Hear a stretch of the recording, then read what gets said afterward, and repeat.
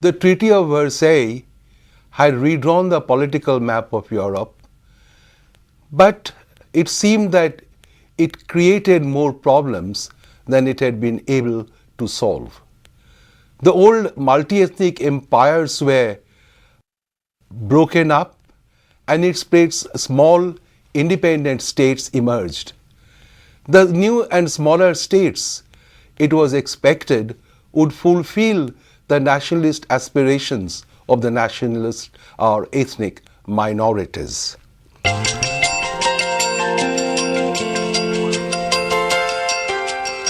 But it seemed that most of the powers remained unsatisfied even after the sharing of the spoils of war.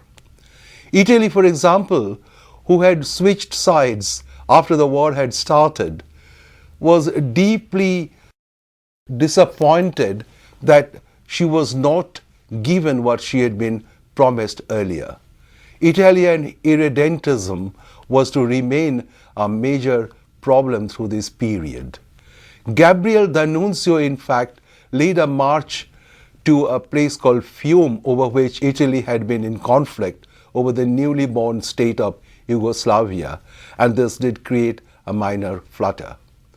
Among the new states, Poland and Hungary were both seeking to expand their influence, if not territories. France was unhappy as she was denied the physical guarantee that she had demanded from Germany.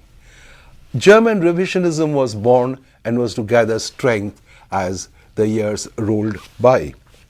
Britain, curiously, was on the side of revisionism, if mainly for economic reasons. It was in this general ambience of dissatisfaction among the powers that attempts to ensure peace in the post-war world were undertaken. There is no doubt that the League of Nations, which was one of the major building blocks of Wilsonian idealism, and a new international organization, was expected to achieve the task of preserving peace, not just in Europe but in the world, and also to ensure what was now being increasingly called collective security. So the major problem then, particularly for the League of Nations, was the preservation of peace and ensuring security for all the states. A second related problem was that of reparations. Germany was apportioned the blame for having caused the war and damage to the civilian populations and was expected to pay reparations. The amount was to be determined by a reparations commission, and the modalities of payment were to be determined later.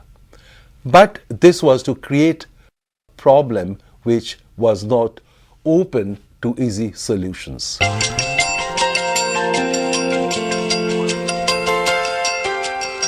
A third related problem was that of disarmament. Germany was disarmed in the expectation that a general disarmament would follow. But what would be the parameters of disarmament?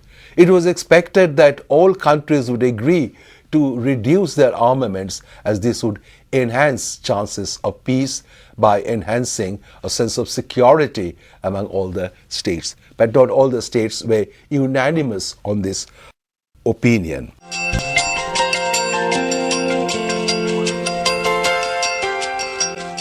And another major problem was that of social and economic reconstruction in a Europe that was devastated by war. Yet, in spite of all these problems, at the end of the war, of the decade of the 1920s, war was by no means the only option. There was some restoration of economic health, particularly in Germany. There had been some arrangements made which for a time raised the hopes of a general atmosphere of peace, and even the League had minor successes in the early 1920s. In almost every country of Europe, war was followed by a series of political upheavals, strikes and industrial action by the working class, and general social and economic dislocation. Obviously, the task of recuperating Europe, of rehabilitating those who were crippled in the war. If millions died, many more millions were disabled by the war and crippled. There was a massive problem of reabsorbing the demobilized soldiers into the civilian fold and provide some occupation for them. In many countries, the war was followed by a wave of strikes by the working class, and indeed in some cases there had been attempts at revolution. Obviously, the Bolshevik Revolution in Russia in 1917 provided the model. In Hungary, there was a short-lived revolution under Bela Kun, and they sought to establish a socialist regime. This Hungarian revolution, however, did not last beyond 5 months. The collapse of the revolutions in Hungary or in Germany and the series of strikes which were contained by the existing governments tended to encourage anti-democratic and right-wing movements to also emerge at the same time. This was seen, for example, in Germany. In Germany, at the end of the war, there had been this Spartacist attempt at revolution led by Karl Liebknecht and Rosa Luxemburg. But it ended in a bloodbath of the communists and a free rein given to Free Corps. And this Free Corps, in a way, anticipated the brown shirt brigade of the Nazis in the early 1930s. In Hungary, where a revolution was attempted, right-wing government took over under Horthy a little later. In Romania and Yugoslavia, there was an authoritarian monarchy established. In Poland, there was a dictatorship under Pilsudski. In Greece, monarchy was restored, but ultimately under Ioan Metaxas, a fascist dictatorship was established in 1936. In Spain, there was monarchy which was restored, but again there was General Miguel Primo de Rivera who established a dictatorship in 1923. This was overthrown by the Republican Revolution, shall we say, in 1931, and Spain became a republic. Britain, France, and Czechoslovakia among the new states were the running democracies during this period, apart from the Scandinavian countries. In Britain, the economic troubles led to the rise of the Labour Party in politics, and the first Labour government under Ramsay MacDonald took over, but it failed to execute the promises that it had given earlier to come to power. In France, the government was dominated by many businessmen and industrialists, and as one historian had said, France at this time represented a poor man's imperialism. France wished to dominate Europe in order to bolster her own sense of security, and she coveted the resources of Germany in order to achieve this. Because that would also achieve a related aspiration of keeping Germany a weak power. It was in Czechoslovakia that a successful democratic experiment had been achieved, and Thomas Masaryk was the president in a democratic constitution. In Germany, the attempted revolution was followed by serious attempts at establishing a parliamentary government. The constitution was adopted at a place called Weimar, and therefore the new republic was known as the Weimar Republic. The Social Democrats dominated this, but at the end of 1919, the Communist Party was born, as was the new National Socialist German Workers' Party, in short known as the Nazi Party. It was not very powerful to begin with, but it had incorporated the tradition that the Freikorps represented in the months after the war. And therefore, German politics during the Weimar period remained primarily unstable because most of the governments were coalition governments. Gustav Stresemann, for example, established his German People's Party, Deutsche Volkspartei, and it had been a part of the coalition. While the Social Democrats laid most of these coalition governments, the Nazis to the right and the Communists to the left had been gathering strength and occasionally posed challenges to the democratically elected government. The immediate post-war years in Italy was also full of trouble and political agitation and industrial action. There was a very prolonged strike in the famous automobile factory of Fiat in Turin. In a way, the first 2 years from 1919 to 21 had often been called Italy's two red years, Biennio Rosso. An important event of this time in Italy was the birth of the fascist movement. It was called the Fasci di Combattimento Italiano, under the leadership of Mussolini, who was a former socialist. In the parliamentary elections in 1921, they won only 35 seats. But after the threatened March on Rome, Mussolini was invited to become the Prime Minister of Italy, and by 1926, he had firmly entrenched the dictatorship of the fascists and of himself in Italy. Now, it was in this kind of a political scenario that attempts to establish peace and security must be seen.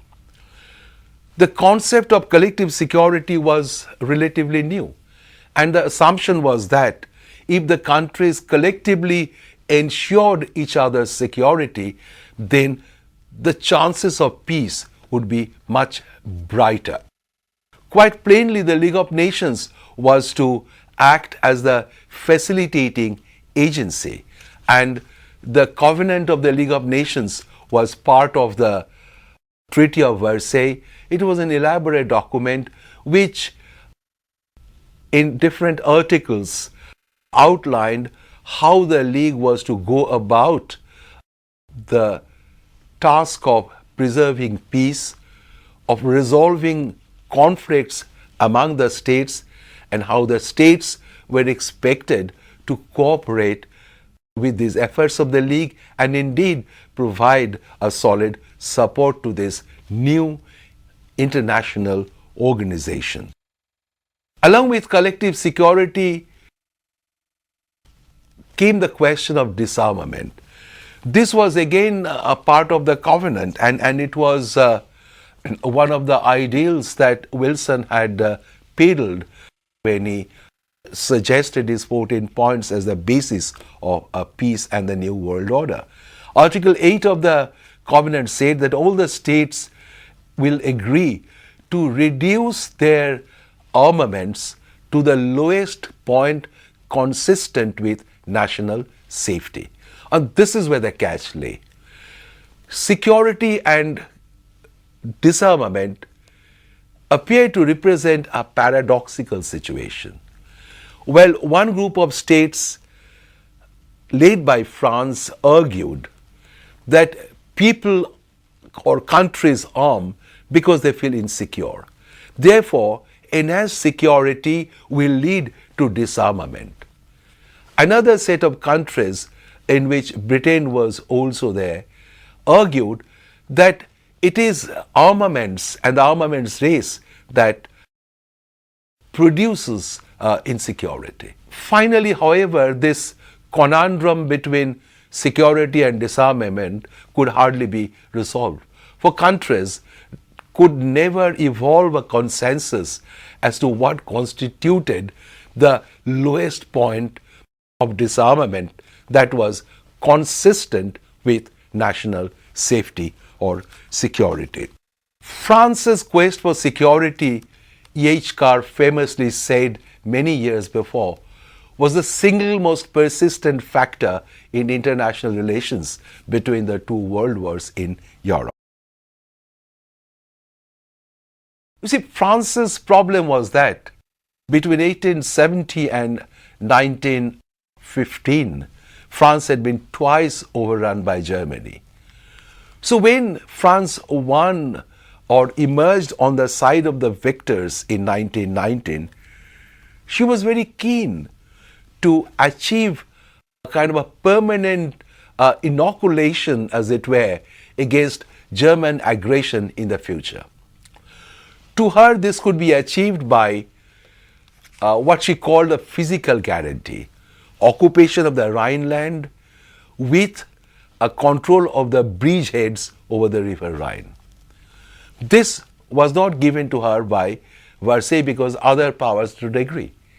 On the other hand, Rhineland was permanently demilitarized and kept under a League of Nations Commission.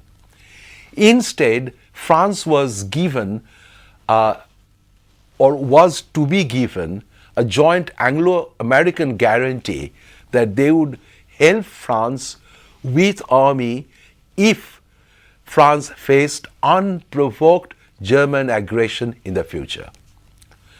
But this collapsed because American Congress refused to ratify the Treaty of Versailles and Britain unilaterally refused to guarantee France's security.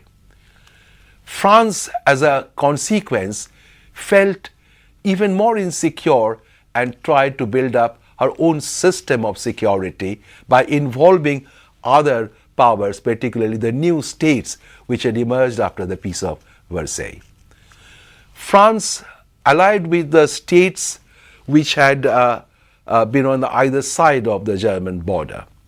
And through this, she wanted to create what she called a cordon sanitaire around Germany. On the west of Germany, she concluded a pact of mutual assistance and support with Belgium. On the eastern border of Germany, first was the Poland, the new state. Poland was also insecure, and there was a lot of tension between Poland and Germany because of the cession of the Polish corridor to give access to Poland to the sea. This the Germans did not like. Poland was not happy with its own border, and therefore France and Poland found sympathetic chords in each other, and they created this settlement, this alliance. France was to support Poland and also to help train Polish army. In southeastern Europe, there are the new states of Yugoslavia and Czechoslovakia and Romania. They were all a little afraid of Hungary or Germany, the neighbors who tended to be a little aggressive. And therefore, they had concluded amongst themselves what came to be known as the Little Entente. France also allied with the Little Entente states. And thus, very cleverly sought to create a ring of allies around the German border. Now, the Covenant had clearly said that it is the duty of the states to respect and preserve each other's territorial integrity and political independence. Indeed, Article 8, as we have seen earlier, talked of the need of reducing armaments to the lowest point consistent with national safety. Article 10 said that all members collectively undertake to respect and preserve as against external aggression the existing political independence and territorial integrity of all the states, which meant that if the states collectively guarantee the integrity of each and every state, then there is obviously a better chance of security against unprovoked aggression. The Covenant did not stop here. What if there is aggression? The League must take action. If a case was reported to the League Council will discuss it, then referred to the Assembly, and a decision would be taken. And if the aggressor is identified, then the League will undertake sanctions against it. Articles 16 and 17 provided for sanctions, but we must hasten to add that the sanctions were entirely of a recommendatory nature. There was no obligation on the part of the member states to participate in these sanctions, and the sanctions were not militarily enforceable either. Now, it was widely seen after 1919, after the League started functioning, that the Covenant contained gaps, and through these gaps there could be perfectly legal war. For example, if a dispute between two states was referred to the League, and the League failed to take any action within a stipulated period, then these countries could go to war, and it would be a perfectly legal war.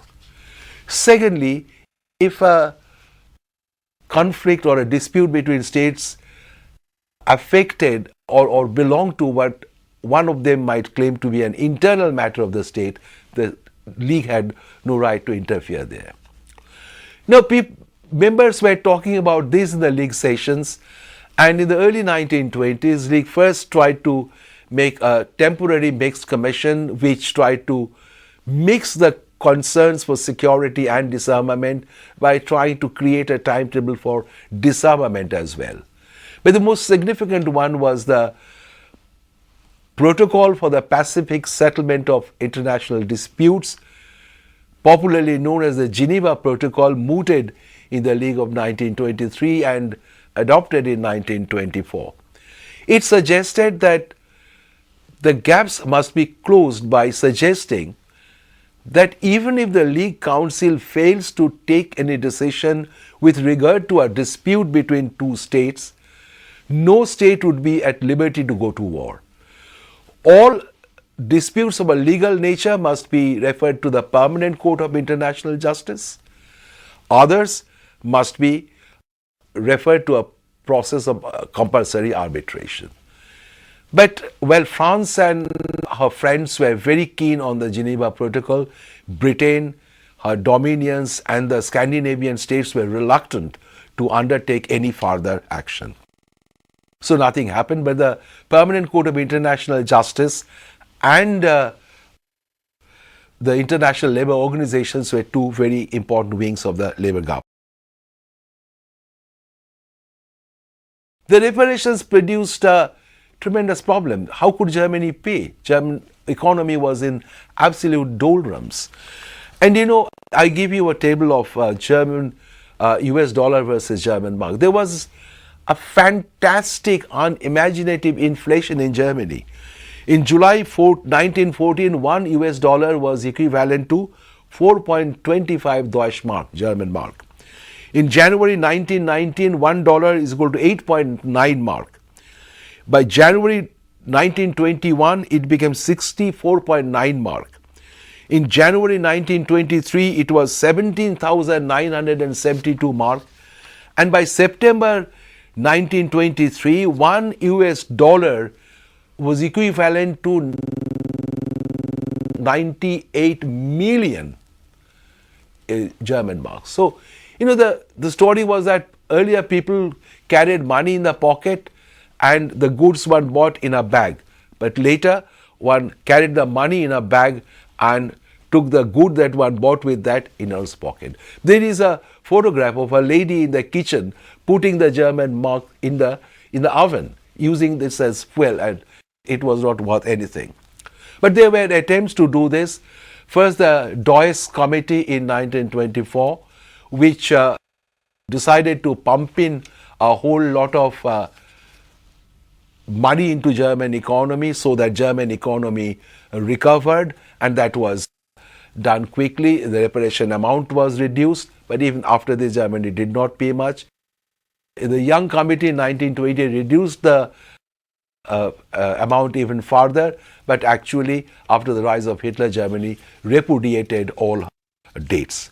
Another major factor during this period, a factor of hope, was the Locarno Pact between Germany and France. Gustav Stresemann, who was a long-term foreign minister, was a statesman with a vision, and he worked for closer German-French collaboration, or at least negotiation. All this resulted in the Locarno Pact of 1925. Germany accepted her frontier with France and Belgium as final, but she did not accept her frontier with Poland as final. But as a result of this, within the Locarno, England and Italy were called in as additional guarantors, and Germany signed arbitration treaties with Poland and Czechoslovakia, two French allies with whom Germany shared a common border. Locarno did enhance chances of peace, as Austen Chamberlain of England had said. It was the real dividing line between the years of war and the years of peace. But it had some disturbing implications. The readiness with which Germany accepted a western frontier and not an eastern frontier had the practical effect of grading borders into first and second class borders from the point of view of security. Secondly, it indicated that agreements voluntarily accepted had a greater legal, if not moral, if not legal force than agreements imposed on them. Obviously, the reference was to the Treaty of Versailles. But it seemed that after this, with American loan, German economy revived. Germany joined the League of Nations. A preparatory commission for disarmament was to also sit in 1926, and it started its session. And it seemed that Europe was once again poised for prosperity and peace. The watershed came with the Great Depression of 1929-30, and after this, the politics and economics and society of Europe was once again in such a flux that by the end of the 30s, war appeared to be the only option.